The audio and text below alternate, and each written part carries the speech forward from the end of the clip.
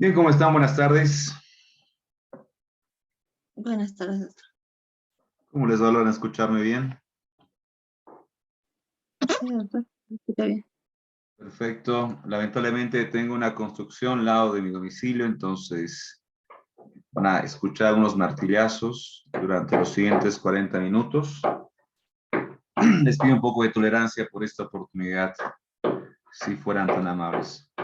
Voy a compartir inmediatamente pantalla con ustedes. El día de hoy vamos a iniciar el avance del tema número 3 respecto al funcionamiento del derecho internacional privado, como su nombre lo indica, básicamente cuál es el decurso hermenéutico, cuál es el andamiaje, cuál es la estructura mecánica que compone a esta disciplina, principalmente en lo que hace a su objeto de estudio central, que tiene que ver, como ya lo hemos visto hasta el momento, con la solución de problemáticas privatistas o aquellas que presenten elementos extranjeros como sujeto, modo y objeto.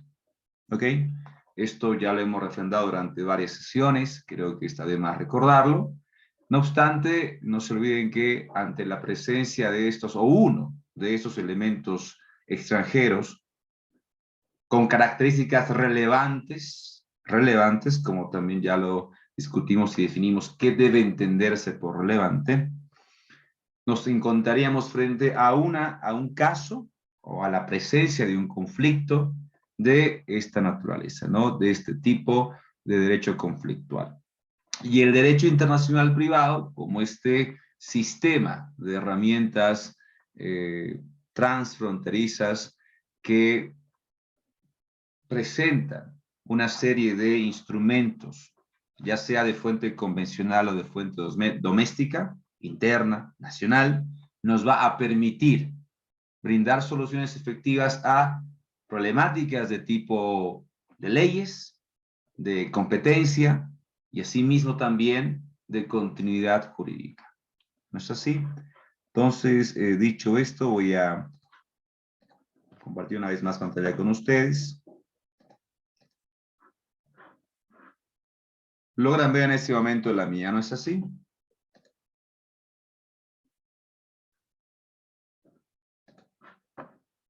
Ahora sí, doctor.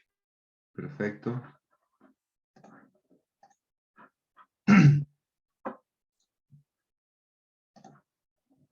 Ok, funcionamiento y introducción básicamente la hemos resuelto.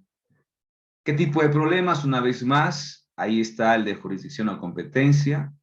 Ahí está la relativa al conflicto normativo de leyes y al conflicto de continuidad. Ahora, para resolver este tipo de situaciones de carácter colitivo o de derecho de colisión, vamos a valernos de lo que ven en pantalla, principios de solución. Estos principios de solución tienen que ver con el domicilio, la nacionalidad, la territorialidad, el lugar de la situación, la lex fori, la ley del foro.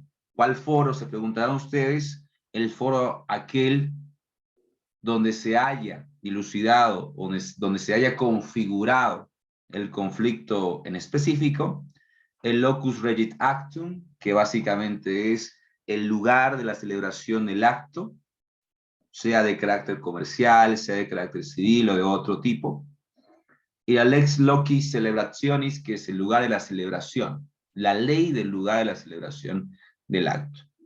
¿Ok? Locus, estas son locuciones latinas, obviamente, que nos van a permitir diferenciar entre estos principios de solución que rigen todo lo que implica las herramientas centrales de solución de conflictos a nivel privativo o jus privatista, y que lo van a identificar de manera muy amplia en la literatura jurídica de esta disciplina, generada hasta el momento. También el Manual de Derecho Internacional Privado del IDI, que lo tiene a su disposición en el año 2015. Y es muy importante que ustedes ya vayan sedimentando la traducción, la utilización permanente y sistemática de estas locuciones, porque otra vez son los principios de solución, son los lineamientos rectores base para la solución de cualquier conflicto. Por ejemplo, la lex ries itae, que alguna vez le hemos hablado que es la ley donde se ubica el lugar de la situación, ries itae es el lugar de la situación, es el principio de solución que nos va a permitir definir cuál es la ley aplicable respecto de el lugar de la ubicación de un bien. Si ustedes revisen el artículo 26 del Tratado de Derecho Civil Internacional de Montevideo de 1889, van a encontrar que cuando se presente una situación que implique el dominio o el destino jurídico de determinados bienes, se aplicará el lugar de la situación de los mismos, o lo que se conoce bajo la locución latina como lex ries itae. Entonces, si los bienes se encontraran, por ejemplo, en la República Federativa de Brasil, pero quien reclama un acto o la solución del mismo en jurisdicción boliviana, no podrá aplicar pues la ley boliviana, la autoridad competente recurrida. ¿Por qué? Porque los bienes no se encuentran bajo su dominio espacial jurisdiccional, sino más bien se encuentran ubicados en territorio brasilero. Y bajo el principio de solución del lugar de la situación o la ley ries itae, deberá ser la ley brasilera y la autoridad competente brasilera la que defina el destino jurídico de esos bienes, a pesar de que los mismos puedan corresponder o no a el reclamante, demandante que se encuentre en otra jurisdicción. Entonces, estos principios de solución, otro ejemplo para que todavía quede aún más claro. Si una pareja, el ejemplo clásico que hemos venido empleando hasta el momento, decide desvincularse y disolver su matrimonio en un país distinto al que habitualmente residían, por ejemplo, una pareja que pretende hacerlo, o alguno de ellos, que esto es indistinto, en Bolivia, pero que se encuentra domiciliada habitualmente, o cuyo domicilio conyugal se encuentra registrado en el Perú, pretende que en Bolivia se lleve a cabo la resolución de ese matrimonio, de esa partida matrimonial. La autoridad boliviana no podrá realizarlo esto bajo el principio de solución del domicilio. ¿Por qué? Porque el domicilio conyugal otra vez se estableció en territorio peruano y bajo este lineamiento será la ley peruana y en consecuencia la autoridad jurisdiccional peruana la que termine por llevar adelante la disolución de este vínculo matrimonial. Entonces, otra vez, estos principios, y en definitiva, van a permitirnos a todos nosotros, a momentos de resolver casos de esta naturaleza, establecer cuál es la autoridad competente, qué ley debe aplicar o regir para resolver esa situación, y si una vez obtenida una determinación o resolución judicial en consecuencia, si esta va a surtir efectos en otra jurisdicción distinta a la que emanó originalmente, o de la que emanó originalmente.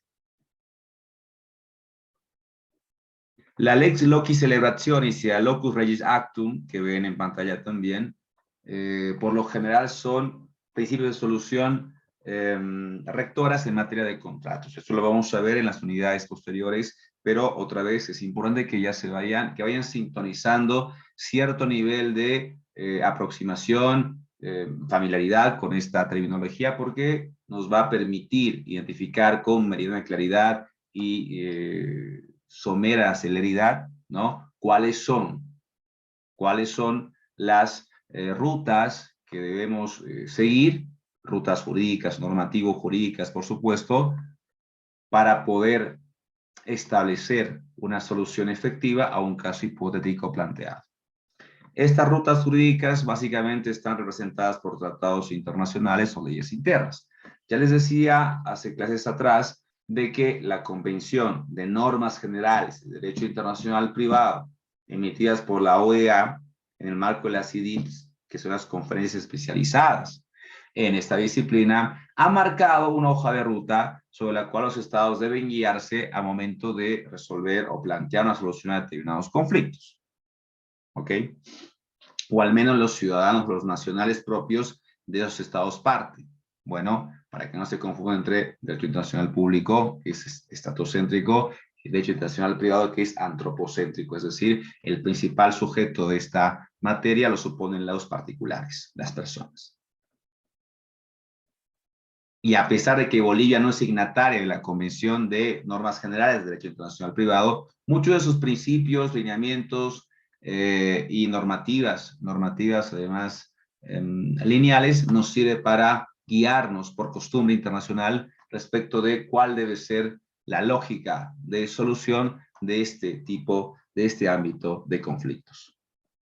Si ustedes recuerdan, un principio general que por costumbre debe aplicarse en cualquier caso, indefectiblemente, si Bolivia lo ha o no lo ha ratificado, es que ante la presencia de un caso jus privatista, debe observarse a priori, debe observarse si existe o no un tratado internacional en la materia que vincule a a todos los estados partes de ese conflicto, ¿ok? O que al menos resuelva, de acuerdo con la naturaleza y la controversia, dicho caso. Y solamente en ausencia o en defecto de un tratado internacional se aplicará la ley interna del país, del lugar, del estado donde se ha iniciado la causa. Les planteaba, si mal no recuerdo, un ejemplo entre Canadá y Bolivia, en caso de no existir, sobre un traslado ilegal de un menor por parte del progenitor, sin la aquiescencia o autorización de la madre. Ustedes sabrán que en derecho de las familias y del proceso familiar en Bolivia, a partir de su reconocimiento y promulgación en el año 2014, el varón y la mujer gozan de igual jerarquía en cuanto a principios, perdón, en cuanto a derechos y obligaciones respecto del proyecto en común que han decidido inaugurar a partir de un matrimonio, de la celebración de matrimonio o de reconocimiento de una unión libre. Gozan de igual jerarquía en derechos y obligaciones. Por lo tanto, sí, en efecto, ante el traslado de un menor, debe contar ineludiblemente con la autorización de el padre o la madre. ¿Ok? Y les había planteado el caso del traslado hacia Canadá por parte, reitero, del progenitor, que ello constituía secuestro internacional en materia estrictamente privatista o jus privatista, y que por lo tanto el primer paso que debíamos evaluar era si existía o no un tratado entre Canadá y Bolivia sobre el tratamiento de este tipo de dinámicas. Esto, es decir, secuestro internacional de menores. Lo que a objeto de esta unidad vamos a llamar como categoría. Categoría. Lo que vamos a hacer una vez identificado cuáles son los elementos extranjeros presentes, para luego establecer entre qué unidades o sistemas jurídicos existe el conflicto, en este caso Canadá y Bolivia. Luego, qué tipo de controversias va a resolver, en este caso aplicación de una ley, y cuál es el juez competente. Lo que inmediatamente después de este procedimiento tripartito vamos a llevar a cabo es la calificación del problema. Y la calificación es básicamente, en términos muy llanos, darle un nombre, atribuirle un contenido normativo que lo distinga frente a un bagaje inimaginable de controversias de tipo legal. Y atribuirle un nombre, establecer una suerte de identikit jurídico normativo, es básicamente calificar. Y la calificación nos va a permitir, entre otras cosas, establecer puntualmente qué instrumento, sea multilateral o sea nacional, va a permitirnos orientar en la consecución efectiva de aquel conflicto, o al menos en el planteamiento de posibles soluciones de carácter hipotético. ¿Ok? Eso es calificar llanamente. Ahora vamos a ver las concepciones que, por supuesto, existen dentro de otros referentes a nivel doctrinario. Entonces ya sabemos, casi hasta el hartazgo, cuáles son las interrogantes que el derecho internacional privado viene a resolver. Ley sustantiva aplicable, ¿cuál? El juez competente, ¿quién? ¿Y cuándo o en qué condiciones existirá continuidad jurídica respecto a la determinación que el segundo, la autoridad competente, ha definido emitir, resolver, publicar?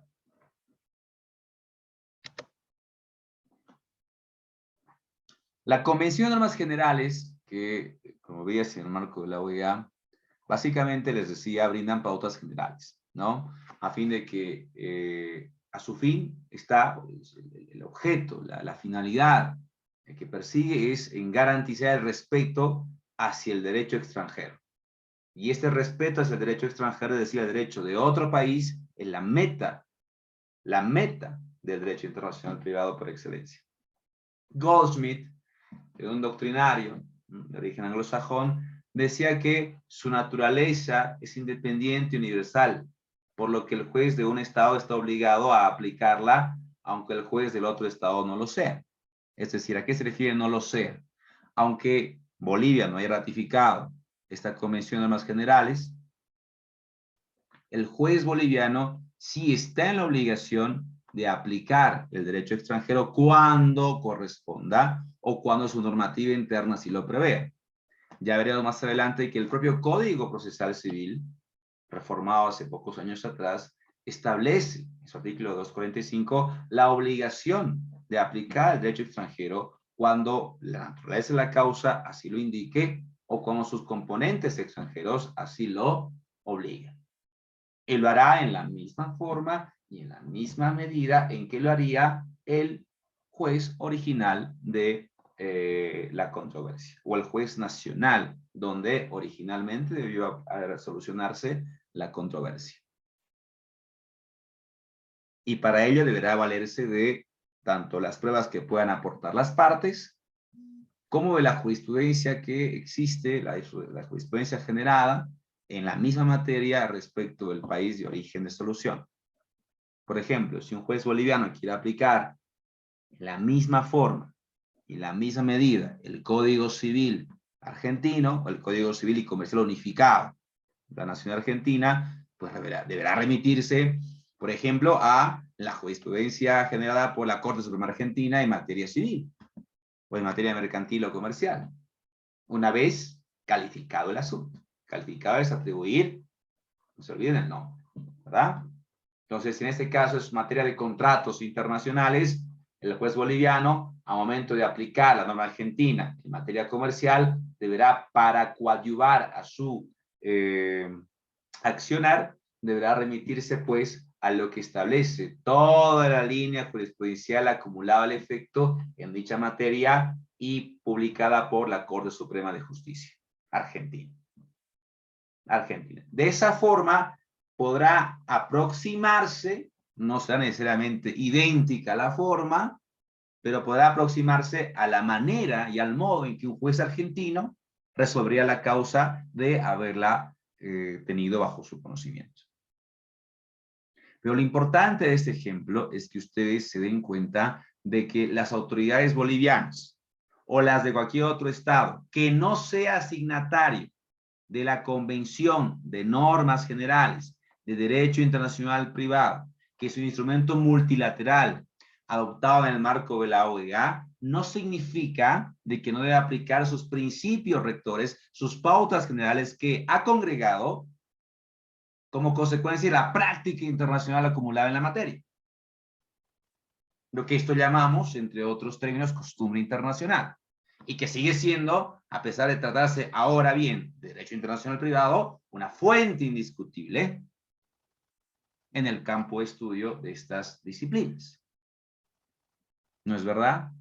No se olviden las fuentes de carácter directo y las fuentes de carácter indirecto, que ya hemos avanzado en la última clase, y de no haberlo hecho, revisen por favor los videos que contamos a su disposición, que están colgados ya impecablemente hasta la clase del 23 de febrero en el drive de la materia de Derecho Internacional Privado. ¿Ok? Bueno. Entonces, frente a un caso jus privatista de derecho internacional privado, es esencial identificar la fuente normativa, sea nacional o internacional, para resolver el conflicto planteado. Esto también lo hemos revisado de manera sucinta hasta hace poco tiempo atrás.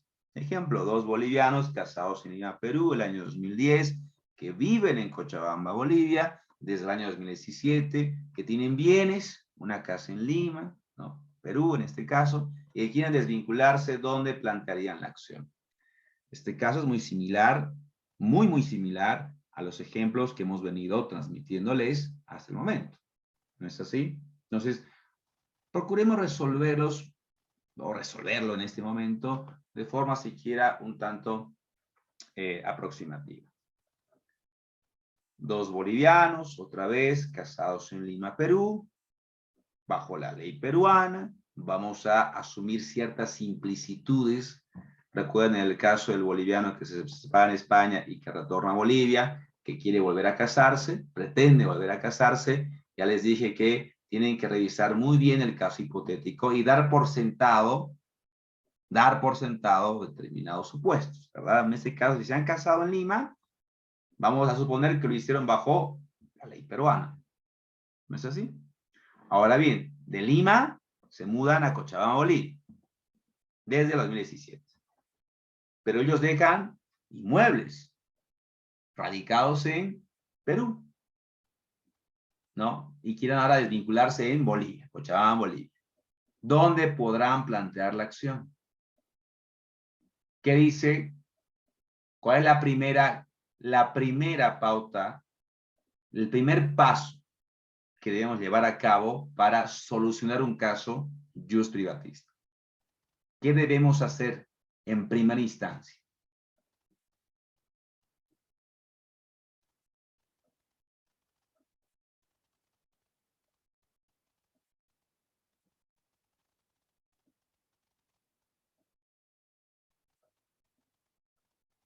¿Alguien? Doctor, Sí, adelante. quería identificar si hay sujetos, objeto y el modo, cómo se resolvería y dónde se resolvería. Ok. Un primer paso para establecer si un caso es o no es de derecho internacional privado es verificar si en efecto existen o se presentan elementos extranjeros. Pero acá ya tenemos un caso, ya tenemos definido que es un caso de típico y propio de derecho internacional privado.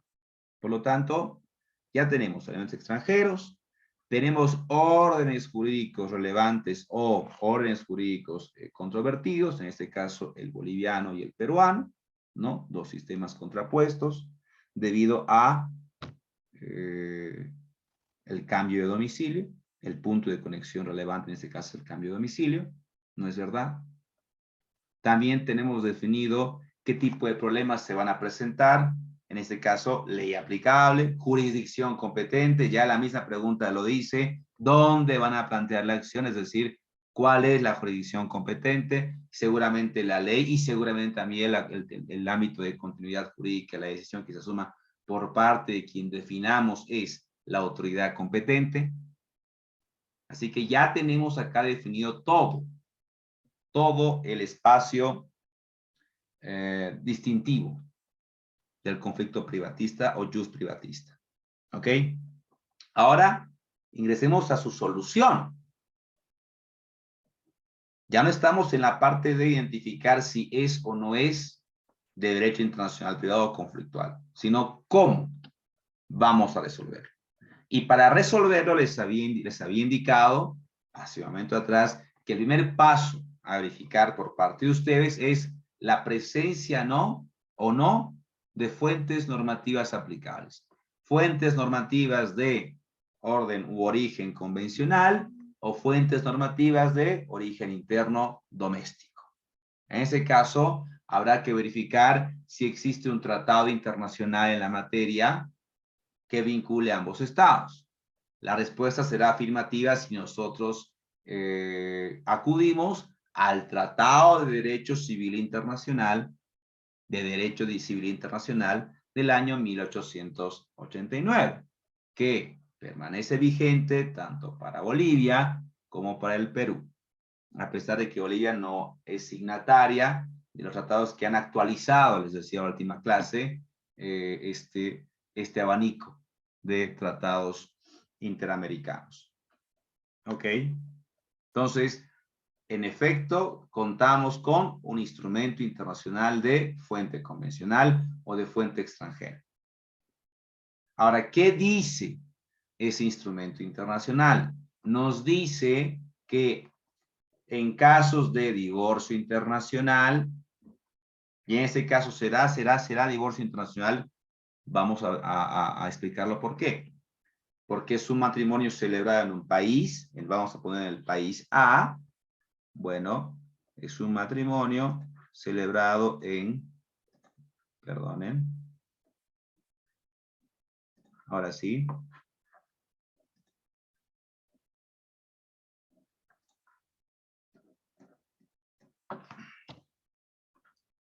Es un matrimonio celebrado en Perú, que va a ser el estado A, que pretende disolverse en el estado B, en este caso, Bolivia. ¿No es así?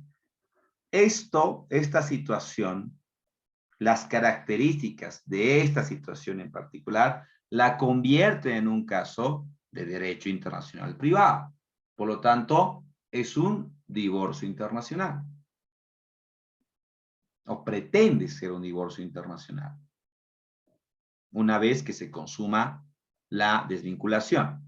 Entonces, si es un caso típico de derecho internacional privado, calificado como divorcio internacional, y existe un tratado de derecho internacional privado que nos va a permitir resolver la controversia, debemos verificar qué dice el contenido normativo de ese tratado.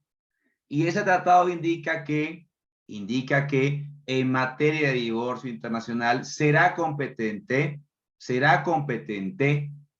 el juez del último domicilio conyugal. Último domicilio conyugal. Entonces, ¿cuál es el principio de solución? Domicilio. Domicilio conyugal. Ese es el principio de solución que nos va a permitir definir ahora bien la ley aplicable. La ley aplicable. Esto ha sido posible después de haber establecido cuál era la naturaleza del conflicto, es decir, después de haberlo calificado. Calificado. ¿Ok? Entonces, tenemos un conflicto de divorcio internacional con presencia de elementos extranjeros relevantes que pretenden consumarse en territorio B, territorio boliviano, habíamos sido iniciado en territorio A, territorio peruano. Ahora, la pregunta del millón es, ¿cuál será el último domicilio conyugal? ¿Será Perú? ¿Será Bolivia, donde, según el planteamiento hipotético, viene residiendo hace 7 años atrás? ¿Cuál será el último domicilio conyugal según su percepción?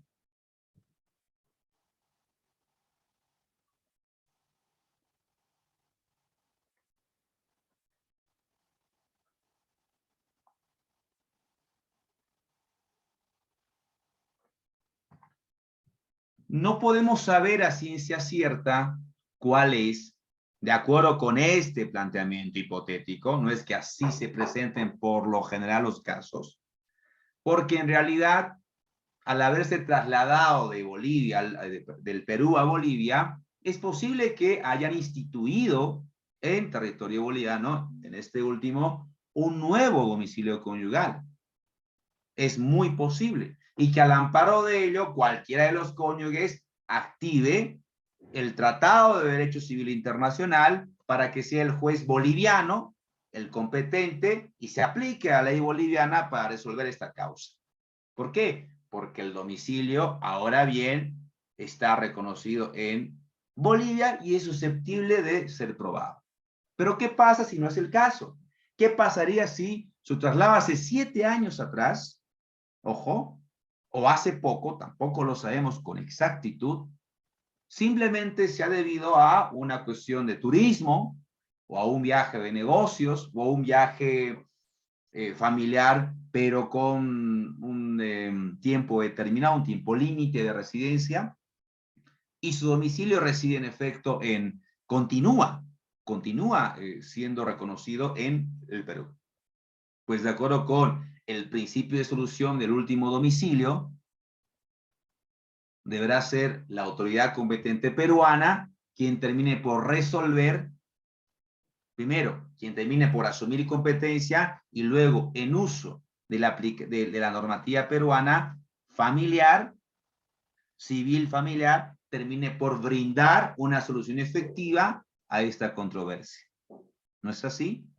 Entonces, depende mucho de dónde ubiquemos el principio de solución correctamente, de que identifiquemos el tipo de controversia al que corresponde, disgreguemos del mismo su principio de solución y apliquemos finalmente la normativa correspondiente.